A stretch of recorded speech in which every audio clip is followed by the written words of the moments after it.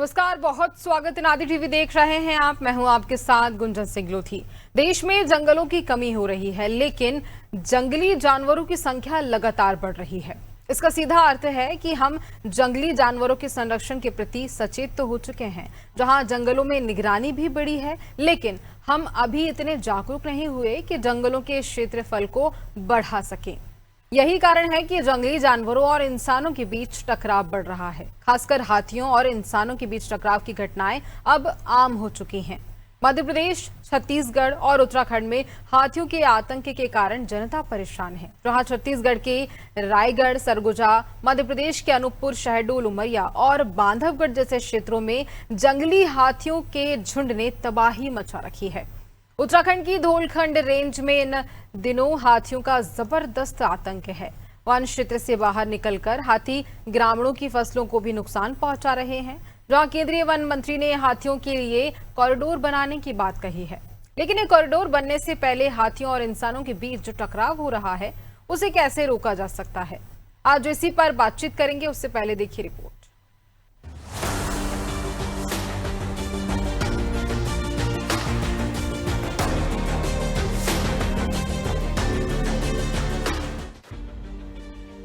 मध्य प्रदेश और छत्तीसगढ़ में जंगली हाथियों का बढ़ता उत्पात वन्यजीव मानव संघर्ष की गंभीर समस्या बन गया है। विशेष रूप से दोनों राज्यों के सीमावर्ती और वन क्षेत्रों में हाथियों के लगातार प्रवेश से लोगों की जानमाल, खेती और संपत्ति को भारी नुकसान हो रहा है। विशेषज्ञों के अनुसार छत्तीसगढ़ के जंगलों में खनन गतिविधियों और विभिन्न आधारभूत संरचना परियोजनाओं के कारण हाथियों के प्राकृतिक आवास तेजी से सिमट रहे हैं। भोजन और पानी की तलाश में हाथियों के झुंड अब आबादी वाले क्षेत्रों की ओर रुख कर रहे हैं और मध्य प्रदेश के सीमावर्ती जिलों तक पहुंच रहे हैं। छत्तीसगढ़ के सरगुजा, रायगढ़, कोरबा, सूरजपुर, जशपुर और बलरामपुर जिले सबसे अधिक प्रभावित है। हाल ही में बलरामपुर जिले के कुंदी गांव में हाथी के हमले में एक दंपति की मौत हो गई। वहीं गुरु घासीदास तमोर पिंगला टाइगर रिजर्व में हाथी के हमले में 2 मजदूरों की जान चली गई। कटघोरा वन परिक्षेत्र में हाथियों को खदेड़ने के दौरान एक ग्रामीण की भी मौत हो गई।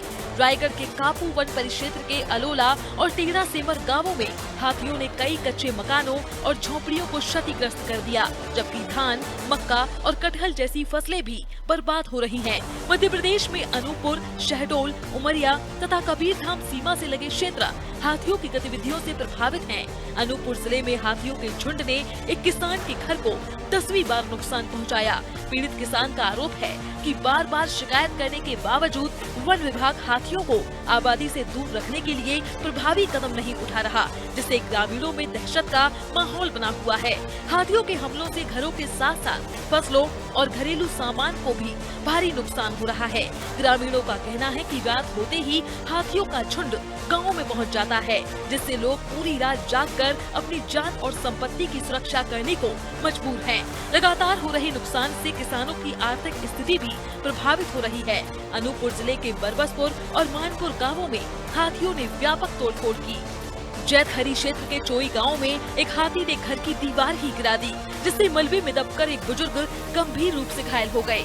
हाथियों के झुंड राष्ट्रीय राजमार्ग पार कर आबादी वाले इलाकों में पहुंच रहे हैं, जिससे ग्रामीणों में भय का माहौल है। डेस्क रिपोर्ट, अनादि टीवी।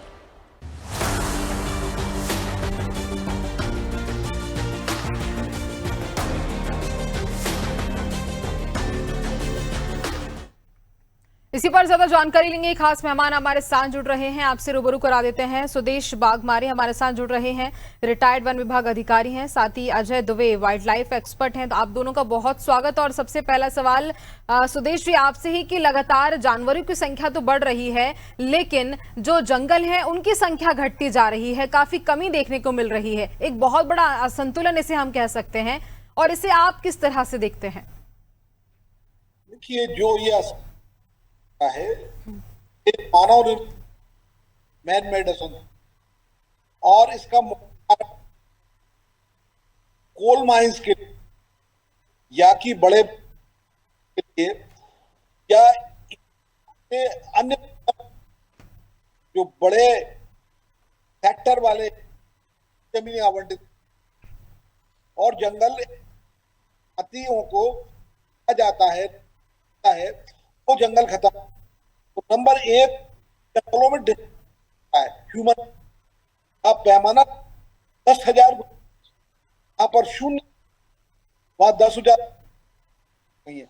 नंबर दो, जो बहुत जंगलों को वो हैबिटेट लगभग का नंबर 500 है प्रतिदिन है अभी भारत में। तो ये पूरे साल में बड़ा एरिया कवर हो जाता है।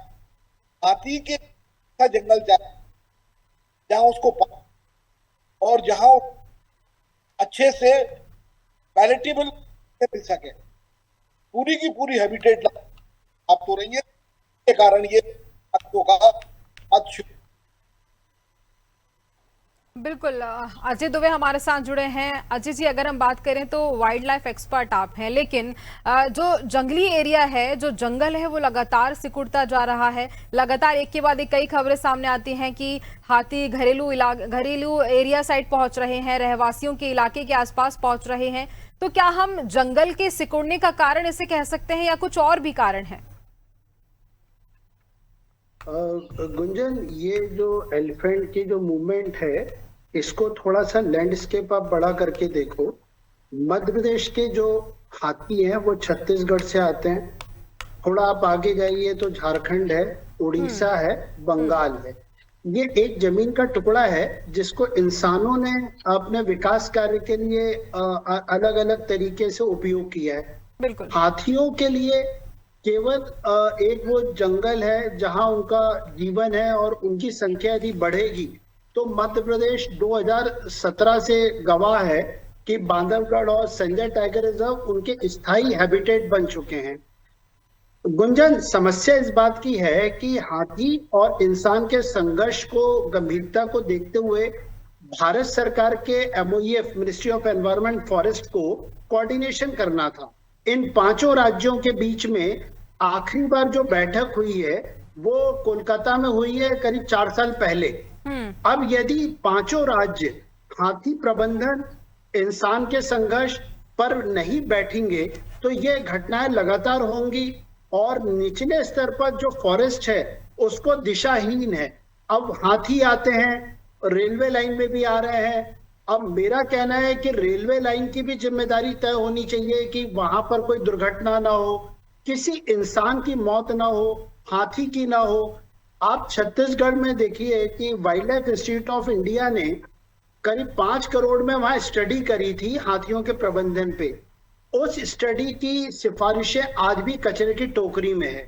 तो यदि राज्य सरकार समस्त और भारत सरकार बैठेंगे, सिफारिश बनाएंगे और उसको लागू करेंगे, क्योंकि हाथी अब कहीं नहीं जाएंगे, ये उनका स्थायी निवास है। मैं ये देख रहा था कि लोगों के घर उजाड़ रहे हैं, तो मुद्दा ये है कि उनके जंगल उजड़ रहे हैं, उनमें अतिक्रमण है, अवैध कटाई है और उसके कारण वो जब फसल लगती है, जब वो इस तरह मूव करते हैं तो निश्चित तौर पर ये संघर्ष दोनों के को एग्जिस्टेंस को देखते हुए यदि आप अप्लाई करेंगे तो बेहतर प्रबंधन होगा। अन्यथा ये मेरे ख्याल से एक तरफा कहना है कि हाथियों ने घर तोड़ा, उनका घर उजड़ा, अवैध खनन हो रहा है, चाहे कोयले का हो, चाहे बॉक्साइट का हो, चाहे और पूरे लैंडस्केप जो है उसके अलावा इनके पास जमीन नहीं है। बंगाल और मध्य प्रदेश के बीच में ही इनको रहना है। तो ये जो इनके टीम है, जहां ये नए, जैसे मध्य प्रदेश में बांधवगढ़ और संजय में इनके नई जनरेशन आ गई तो वो वहीं रह रही है और वो जंगल में रहने में उनको कोई आपत्ति नहीं है। बेहतर होगा कि इंसान के ईमानदारी से, आप आशय करोगे कि वन विभाग के जो मुखिया हैं कभी कहते हैं मधुमक्खी रखेंगे उससे वो हाथी भग जाएंगे, कभी कहते हैं व्हाट्सएप ग्रुप बनाएंगे, कभी कहते हैं कि हम पक्के मकान बनाएंगे पंचायती राज विभाग से मिलके। अरे ग्रामीणों को आप पक्के मकान ईमानदारी से बनवाओ तो वो बाघ से भी बचेंगे, हाथी से बचेंगे। केवल घोषणाएं हैं और घोषणाओं से वन्य प्राणी को मतलब नहीं है। आप उनके लिए जंगल सुरक्षित कर दीजिए तो इंसान सुरक्षित है। बिल्कुल, और ये कहना बिल्कुल गलत नहीं होगा अजय जी कि ये कहा जा रहा है कि जंगली जानवर रहवासी इलाके में पहुंच रहे हैं और लोगों के घरों को तोड़ रहे हैं, बल्कि सच्चाई ये है कि खुद जनता जंगलों को उजाड़कर वहां अपना घर बसा रही है। अजय जी, देखिए, फॉरेस्ट राइट एक्ट जो आया 2006, इसने वोट की राजनीति के कारण डीएफओ और कलेक्टर को अवैध अतिक्रमणकारियों के सामने बिल्कुल झुका दिया, सरेंडर कर दिया। आज जंगल बर्बाद हो रहा है। जंगल और पर्यावरण और वन्य प्राणी, इनकी आवाज उठाने से वोट नहीं मिलता। आवाज आप उनकी उठाते हो, राजनीतिक दल जो वोट देते हैं, जिनको आप पट्टा देते हो, एक पट्टे के बदले में 10-10 कब्जा हो रहा है। 2 एकड़ जमीन दे दी तो पता चला 10 एकड़ कब्जा हो गया। तो जब तक वन विभाग के अधिकारी वन्य प्राणियों की चिंता नहीं करेंगे और वो केवल उन पे आक्षेप लगाएंगे कि उन्होंने आक्रमण किया, मेरा मानना है ये गलत है। आप छत्तीसगढ़ देखिए, छत्तीसगढ़ में हसदेव योजना हो या वहां के और भी जो बॉक्साइट को, जो अडानी ग्रुप को जो भी जमीन मिली, वो डिस्टरबेंस हो रहा है, उनका पूरा इकोलॉजिकल डिसऑर्डर जो बन रहा है। भाई उनको आप कहां भेजोगे? क्या आप उनको किसी वनतारा में भेजोगे? जो कड़वा सच है कि एलिफेंट मैनेजमेंट, आज हमारे बीच में बहुत ही सीनियर अफसर हैं, बागमारे साहब हैं, क्या एलिफेंट मैनेजमेंट असंभव चीज है? नहीं। आप जो नए अधिकारी आए हैं, जो सोशल मीडिया यूज करते हैं, उनको थोड़ा सा जमीन पे उतरे, लोगों को रोजगार, जो हाथी की मूवमेंट है उसमें क्षतिपूर्ति उनको तत्काल मिले। भाई उनको, उनके युवाओं को आप हाथी मित्र बनाओ, वो अलर्ट करें। आप उनको ये कहो कि आप दोनों को एक साथ रहना है, आप उनके जंगल को मत बर्बाद करो, पीने का पानी उपलब्ध कराओ। तो मुझे ऐसा लगता है यही समाधान है और यही भविष्य। बिल्कुल। सुदेश जी से एक मेरा सवाल भी है अजय जी, आपके सवाल के साथ, कि जो वन प्रबंधन जो व्यवस्थाएं की गई हैं, क्या वो पर्याप्त हैं वन की रक्षा के लिए या वन्य प्राणियों के लिए? सुदेश जी। नहीं, काफी व्यवस्थाएं पर्याप्त हैं, बल्कि आप कहें व्यवस्था का संकट खड़ा हुआ है। किसी तरह की कोई व्यवस्था नहीं है। जो कानूनन अधिकार हैं वो बहुत डाइल्यूट कर दिए गए हैं, जो संसाधन उपलब्ध कराए गए हैं वो बहुत डाइल्यूट हैं, जो अस्त्र शस्त्र उपलब्ध कराए थे वो निष्क्रिय होकर पड़े हुए हैं। कोई भी कर्मचारी अधिकारी उनका उपयोग नहीं कर सकता, क्योंकि उनको कानूनन जो खरीदी की गई है वो अवैध है। जो वाहन दिए जा रहे हैं वो इस काबिल नहीं है कि जंगलों में जा सकें, और लोग उनका उपयोग न्यूनतम करते हैं। जो एक बीट गश्त का जो पैटर्न था, वो सिस्टम पूरा का पूरा वन विभाग ने कोलैप्स कर दिया है। आप चाहे वो बिहार की बात हो, चाहे झारखंड की बात हो, चाहे पश्चिमी बंगाल की बात हो, चाहे मध्य प्रदेश की बात हो, छत्तीसगढ़ की बात हो, जो बीट सिस्टम था जिसमें कि बीट गार्ड बहुत सघन तरीके से कॉम्बिंग गश्त किया करता था, वो गश्त का पैटर्न अभी पूरे भारत में वन विभाग में कोलैप्स हो गया है। और इसके लिए जो हमारे वन अधिकारी हैं, विशेषकर जो उच्च स्तर पे बैठे हुए वन अधिकारी हैं, वो जिम्मेदार है, क्योंकि उन्होंने वनों में जाना बंद कर दिया है। तो यदि आप साधन और संसाधन दोनों वन विभाग के फ्रंटलाइन स्टाफ को जब तक उपलब्ध नहीं कराएंगे, तब तक चाहे वो हाथी हो, चाहे टाइगर हो, चाहे पैंथर हो, चाहे पेंगोलिन हो, इनका संरक्षण बहुत ही मुश्किल होगा। और अजय दुबे जी तो हमारे ऐसे परिवेश से आते हैं जहां जंगल में सभी तरह के जानवर पाए जाते हैं, उस परिवेश से वो पले बड़े हैं। तो उनका कहना बिल्कुल सही है। अभी वर्तमान में जो वन अधिकारी है वो असंवेदनशील वन अधिकारी सभी जगह नजर आ रहे हैं। बिल्कुल अजय जी, अगर हम बात करें तो ग्रामीणों की सुरक्षा और हाथियों का जो संरक्षण है, इसके बीच संतुलन बनाया जा सकता है? निश्चित तौर पर मेरा मानना है कि जो हाथी प्रभावित क्षेत्र हैं, वहां के सांसद, विधायक और जो पंचायती राज जो रहते हैं, सरपंच, इन तीनों को, आप ये जनप्रतिनिधि हैं, इनकी जिम्मेदारी है कि वन और आम लोगों के समस्याओं में वो जमीन पे उतरें। और इनके, ये लोग कानून बनाते हैं, तो इनको बुला के वन विभाग बैठे और हाथियों के बारे में उनकी सुरक्षा, संघर्ष प्रबंधन, इसको सब देखते हुए वो यदि फील्ड पे उतरेंगे तो समाधान निकलेगा। फॉरेस्ट ऑफिसर्स सोशल मीडिया पे यदि एक्टिव रहते हैं केवल, तो निश्चित तौर पर जमीनी जो हकीकत है उससे बहुत दूर हैं और उनको उतरना पड़ेगा। मेरे हिसाब से हाथी मध्य प्रदेश के गौरव हैं और मध्य प्रदेश के मुख्यमंत्री स्वयं कह चुके हैं कि हमें हाथी का प्रबंधन करना है। तो भाई आप प्रबंधन करना है तो वन विभाग उसको समझे, ऑफिसर्स को ट्रेनिंग दे। 10 हाथी 2024 में बांधवगढ़ में मर गए, अकाल मृत्यु, और उसके पश्चात हम लोग के अधिकारी तमिलनाडु गए, कर्नाटका गए। आखिर उस ट्रेनिंग की रिपोर्ट का कहाँ है? हम लोग हाथियों को बिल्कुल नहीं। हाथी के अधिकार हैं, हाथियों की सुरक्षा के लिए रेल विभाग एआई टेक्निक यूज करे, जैसे तमिलनाडु में किया है। हमारे यहाँ रेल दुर्घटना से हाथी, यदि छत्तीसगढ़ में अभी मर गया हाथी, रेल ने कुचल डाला। अब विभाजित मध्य प्रदेश में छत्तीसगढ़ मध्य प्रदेश एक थे, तो हमारा कहना है कि राज्यों में समन्वय हो, हाथी टास्क फोर्स बने, 5 राज्य बैठ के एक दूसरे से हॉटलाइन स्थापित करें, हाथी की मूवमेंट की जानकारी हो। आज सैटेलाइट का जमाना है, आज ड्रोन का जमाना है, क्यों नहीं इसको अप्लाई कर रहे हैं? ये सारी चीजें सरकार के यहाँ कागजों में खरीदी गई और कचरे में पड़ी है। बिल्कुल, इसे ये भी कहा जा सकता है और उसके साथ ये भी कि जो सड़क विकास किया जा रहा है, जो जंगलों का खनन हो रहा है, उसके बाद भी कई सारी ऐसी घटनाएं सामने आई। लेकिन एक सवाल और ये भी उठता है सुदेश जी कि अगर ऐसे ही घटनाक्रम लगातार सामने आते रहे, ऐसे ही जंगल का सिकुड़ना लगातार जारी रहा, तो आने वाले 10 सालों में और भी ज्यादा कई घटनाएं सामने आएंगी मानव और हाथियों के संघर्ष के बीच की। गुंजन जी, आप उसको इस तरह से समझने का प्रयास करिए कि जैसे national tiger conservation authority, NTCA एक अथॉरिटी बनाई गई थी, इसी तरह से एलिफेंट कंजर्वेशन अथॉरिटी एक बनाई गई थी। वो केवल कागजों में बनी रही, कहीं इम्प्लीमेंटेशन नहीं हुआ।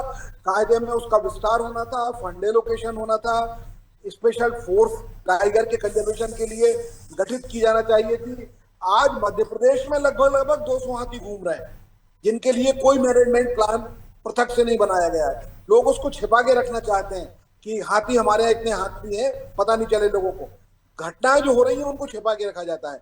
तो जो नेशनल टाइगर कंजर्वेशन अथॉरिटी थी, इसी तरह से नेशनल एलिफेंट कंजर्वेशन अथॉरिटी को रिवाइव करना चाहिए, फंड एलोकेशन करना चाहिए। हमारे फ्रंटलाइन स्टाफ को, जो वर्दीधारी स्टाफ है, उसको ट्रेनिंग के लिए चाहे देश में भेजें चाहे विदेश में भेजें, प्राथमिकता के आधार पर उनको ट्रेनिंग दी जाना चाहिए। ठीक है, आप रिटायर्ड वन विभाग अधिकारी हैं। अगर मैं बात करूं तो अभी जो वन विभाग के अधिकारी हैं, उनकी क्या जिम्मेदारी बनती है इस पर? देखिए, मेरा तो ऐसा मानना है कि जहां जहां जहां पर एलिफेंट हैं और वहां पर यदि मैन एनिमल कॉन्फ्लिक्ट होता है, तो उस अधिकारी की, जो वन मंडल और कंजर्वेटर का अधिकारी है, उसके ACR में ये टीप स्पष्ट लिखा जाना चाहिए, ये एलिफेंट के मैनेजमेंट में विफल रहा है। तो ये लोग एलिफेंट के मैनेजमेंट की तरफ ध्यान देंगे, अदरवाइज ये एलिफेंट इनकी प्रायोरिटी में बिल्कुल नहीं। ठीक है अजय जी, अगर मैं बात करूं तो सरकार की, वन विभाग की और जो रहवासी हैं, उनकी क्या जिम्मेदारी बनती है इस पर?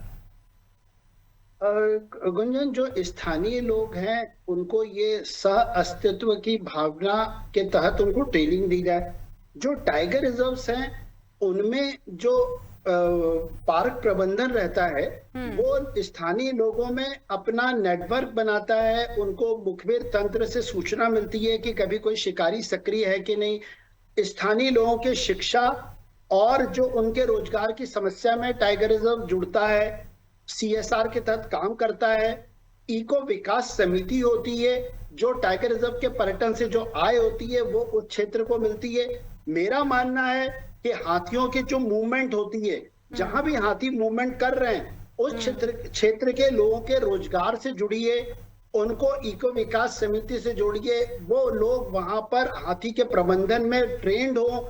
ऑफिसर्स तो ट्रेनिंग करते रहते हैं, तमिलनाडु कर्नाटका गए, सब सिक्के आ गए, उससे कोई फायदा नहीं हुआ। मेरा कहना है कि स्थानीय ग्रामीणों को आप भेजिए, युवाओं को जोड़िए, स्कूल के बच्चों को जोड़िए, ये उनको आभास कराइए कि गौरव है कि हमारी जंगल की समृद्ध जैव विविधता में हाथी एक बहुत बड़ा किरदार है। हाथी इको इंजीनियर है। मेरे ख्याल से बाघमारे साहब का बहुत लंबा अनुभव है। मैं तो ये छोटी सी बात कह रहा हूं, लेकिन यदि वो बताएंगे तो हाथी बेस्ट इको इंजीनियर है। जंगल का उससे अच्छा प्रबंधन कोई नहीं करता। उसके साथ जुड़ना होगा, उसकी सुरक्षा करनी होगी, क्योंकि हमारे पड़ोस में छत्तीसगढ़ में हाथी दांत के लिए खूब हाथियों का शिकार हो रहा है। वो हमसे दूर नहीं है। संजय टाइगर रिजर्व का हिस्सा छत्तीसगढ़ के कोरिया जिले सरगुजा से जुड़ता है। तो हम ये देखें कि उनका जो कॉरिडोर है, अब जैसे सिंगरौली कॉरिडोर है, उसको भी अभी खनन के लिए दे रही है सरकार। हम लोग उस मामले में लड़ रहे हैं, supreme court, high court, NGT.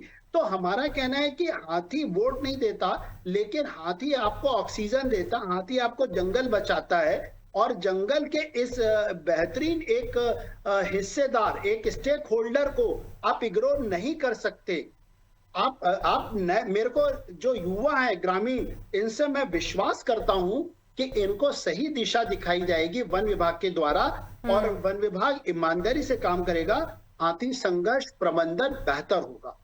बिल्कुल, वन विभाग की ओर से भी काफी जो कमियां हैं वही भी देखने को मिल रही हैं। अगर हम ये कहें तो या फिर पर्याप्त संसाधन नहीं है, या शायद प्रशिक्षित टीम उनके पास नहीं है, इसी के चलते कमियां देखने को मिलती है। और दूसरी तरफ ये भी कहा जाए कि जंगलों का जो लगातार सिकुड़ना हम देख रहे हैं, उससे भी कई ऐसी घटनाएं जो लगातार आगे बढ़ रही हैं। खैर, अगर इन सभी कामों पे ध्यान दिया जाए, सही ढंग से कार्रवाई की जाए, तो शायद ऐसी घटनाएं भी कम होती हुई नजर आए। खैर, इस खास चर्चा के लिए आप दोनों का बहुत धन्यवाद, बहुत शुक्रिया।